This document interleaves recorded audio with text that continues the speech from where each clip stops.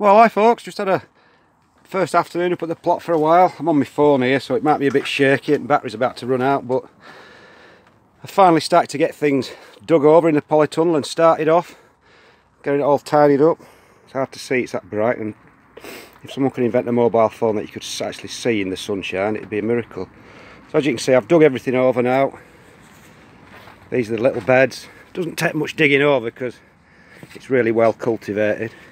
You can see it's deep as anything. So I've got those done, so they're all ready to go. I'll just put some bloodfish and bone in before I plant, and that's all I'll do to those. I started emptying out my carrot boxes now, which is a thankless task, especially when you snap your little spade off. So I've had to do it with a shovel, which is back-breaking. So all I'm doing is just shoveling it all out, trying to get as much compost as I can out of the sand. Sorry, I've got a snotty nose, and then just shovel it all back in again, really.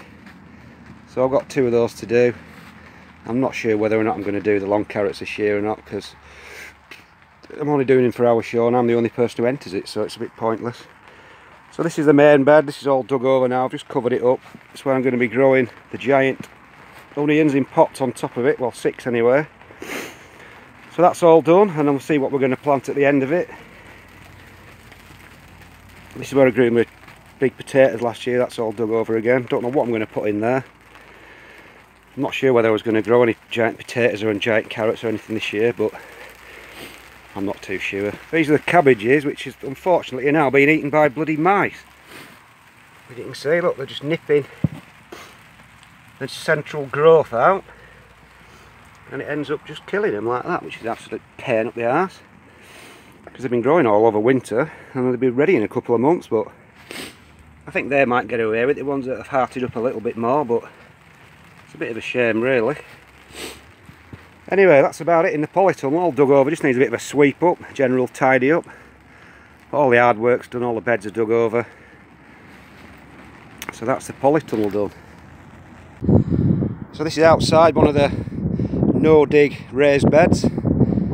It's all been no-dug over and just put all the compost on. This is where the garlic's going to be going in about 2 weeks' time, end of February, start of March. Again, all I'm going to do is add some bloodfish and bone and just plonk it in. And that's it, really. Not had to do any work on it at all, no weeding, because the compost that I put on top suppressed most of the weeds, and it's not in a bad state at all without having to dig it over. So that's the old no-dig bed. So that's really about it. There's the other bed I haven't touched yet, which is a mess, where the giant marrows are going to go, but as far as we're going now, that's about it, folks. Well, hi folks, let's give you a quick update on the onions. I'll just try and get my finger in to show you some scale. They're absolutely huge now. Now I've potted them on into the final buckets now. These are 10-litre pots, but they're doing really well under the lights. As you can see, there's the T5 lights there and some LED ones and some bulbs down by the side. So far so good. I'm not letting the leaves grow obviously completely upwards, because I'd have to be up there then. They'll get as much nourishment and as much, well, actually more energy from the lights if they're left to flop down like that. And then I can leave the lights quite low. And then when I plant them out, obviously I'll let them extend properly, but as of now, I'm just going to leave them as they are. But couldn't be happier. So far so good. Final potting, these will be going into the polytunnel in about 60-litre pots in possibly late March, or hopefully about early April if it's warmed up a bit. So we'll just hope that they don't get too big and too lanky, but like I said, so far so good. It's probably not the best film. I'm on my camera again, and it doesn't do very well in dark conditions. So that's about it, folks. Quick roundup, quick onions and all that sort of stuff. See you later.